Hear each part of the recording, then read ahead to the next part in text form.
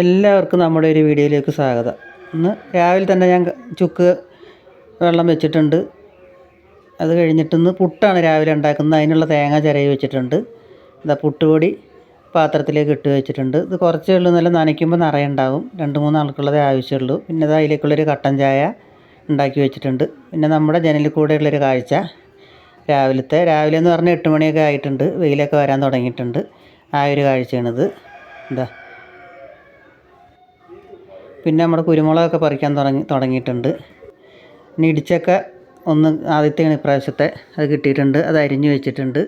പുട്ടുപൊടിയൊക്കെ അത് ഇവിടെ നനച്ച് റെഡിയാക്കി വെച്ചിട്ടുണ്ട്.